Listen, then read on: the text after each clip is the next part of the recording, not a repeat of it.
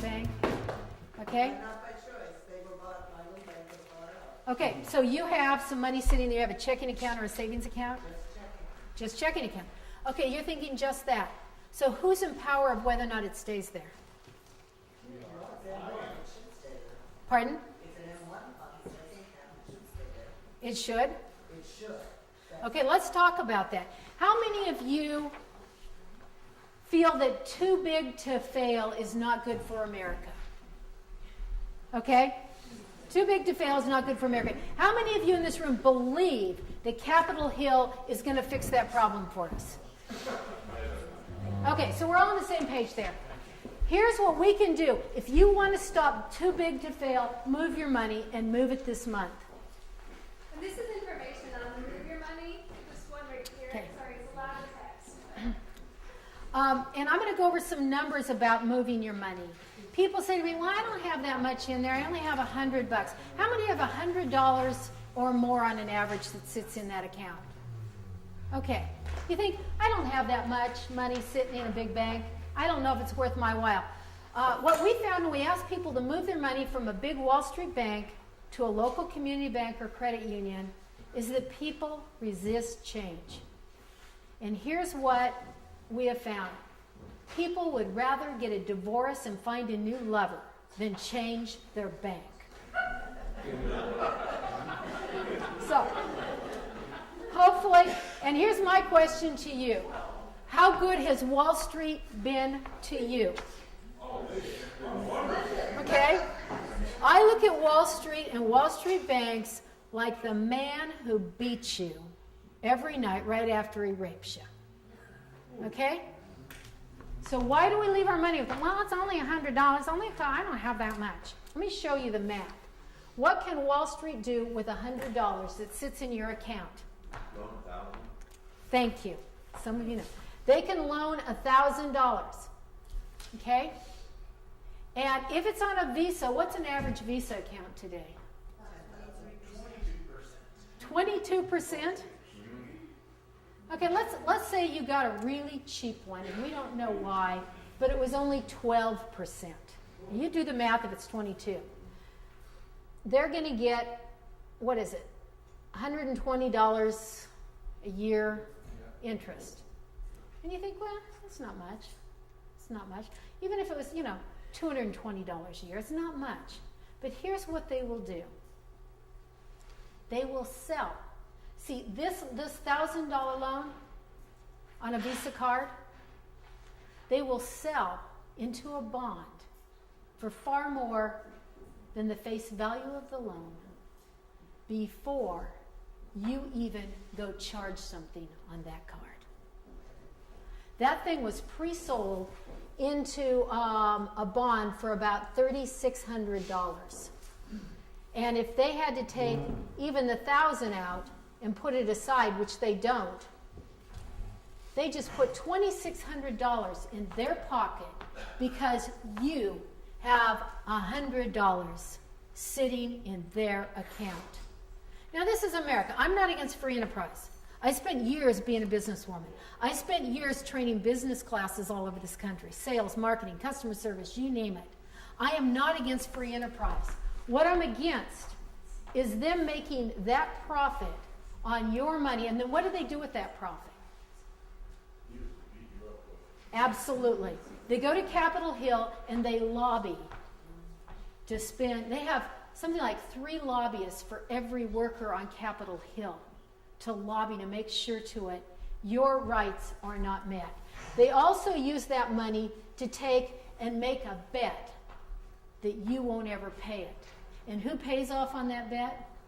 I do. You do, because it's the taxpayers' money that pay off on it. So when you leave your money in a Wall Street bank, they rape and beat you day after day. And my challenge to you is to get it out and put it in a local bank. Our local banks and our credit unions are not allowed to do this stuff. What our local banks and our credit unions can do is loan money to small businesses in our community to keep business going, to get you jobs, to get your children jobs, to get your neighbor jobs, so that we can make our mortgage payments and we can keep our homes. If there was one thing and only one thing you did this year that was powerful, move your money. And right now, there's been a campaign going on for about a year. How many of you have heard about this campaign out there? Some of you? Okay, good. The campaign, they estimate about 10% of the people who've got their money in big banks have moved it. I estimate we get to 25 to 30%, we're going to hit critical mass, and a couple things are going to happen. Number one, this is going to kick them in the knees. And don't think that your little $100, $200, $500 sitting there doesn't make a difference. There's millions of us. It's a huge difference. I call it the power of the purse.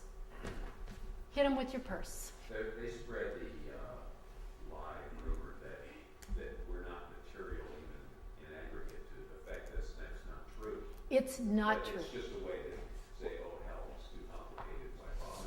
Yeah, they'd like to keep us a dumb sheep.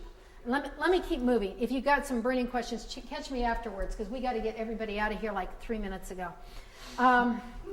Okay, so move your money. If I cover nothing else, here's some other things that you can do, and I'm going to read through them. There's a sheet there. Anything you're interested, check off. And Kara knows all the organizers here in the different communities. If you put what community you live on, she will get you, and her team will get you connected with people you can work with.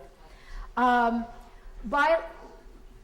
got in there, buy local and start buying buy local campaigns in your community. Raise your voice at the Fed and state level, especially the state level. If you want to get emails from us, we'll tell you what we're doing, when to call, when to write letters. Write letters to the editor. And again, that all needs to be strategically campaigned, and people will plug you in to make it brain dead simple for you to do. And your voice does get heard. Switch over to debit cards and cash and get rid of your stinking credit cards. Here's the one I love. Start holding potlucks in your community. I have 2 videos here that you can get off Netflix. You can get at your local rental video places. We have a 3rd one called Plunder we've ordered that isn't here. One is called The American Casino, and it tells the story. I don't care if you invite 2 neighbors and friends or if you invite 20 or 30. Call us. We're going to have a 1-pager on how to put these together. It's going to be on our website hopefully in the next week. But call us and tell us you want to do one. We'll tell you how to get them going. Start educating your community. It's a great way to sit down and talk. And every time you tell your story, it's healing. Quit, get out of shame. Tell people the mess you're in. Get people over that you think you can help. Start sharing the story. Capitalism, a love story. We had 33 people that showed up at our house for this one. And it was so great. Michael Moore actually called our house that night. And people didn't know he was going to call. I knew. I had set it up that he'd call. And he called, and right in the middle of the movie, we stopped it because he called, and I said, Michael, you're late. We started. And everybody's looking at me like, what are you stopping the movie for, to take a stinking phone call? And so I said, these people are all trying to watch the movie. Do you have something you want to say to them? And I put him on speakerphone. They're all looking at me. He said, hi, this is Michael Moore. It was a hoot. We got people cranked up. And here's what was so great. We had both Republicans and Democrats and independents in the room. And it's called Capitalism, a Love Story. And this is all written in your handouts. They're all hugging each other, working together. And if there's one thing I have seen come together with this movement of ours, is that it has broken down party lines. And what I have noticed is if the folks at the top can keep us fighting amongst each other and hating each other, divide and conquer, that they can pull their casino and will never get organized. In fact, one of the things that he said was that one of the interviews he did was that Wall Street said they have no fear of us sheep out here. The only fear they have is if we ever get organized. And I listened to that. I went, I can do that. I can do that. Okay, find ways to educate your neighbors, find creative things in your community, pledge to make a difference, and maybe start a support group. I don't have a support group down there. But one of the things we're working on right now is we're going to convert our website over to a Ning site that's got all the built-in networking, where you can find friends you can network with. We're going to have a lot of information on there. We have right now on our website, which is on here. It's goodgriefamerica.org. You can go in, plug in, get some information, but we'll have a lot more. You can network. We're looking at having once a week a support group right online where we'll have a topic we discuss. You can meet other people, and then you can link up with them and have conversations with them on your own.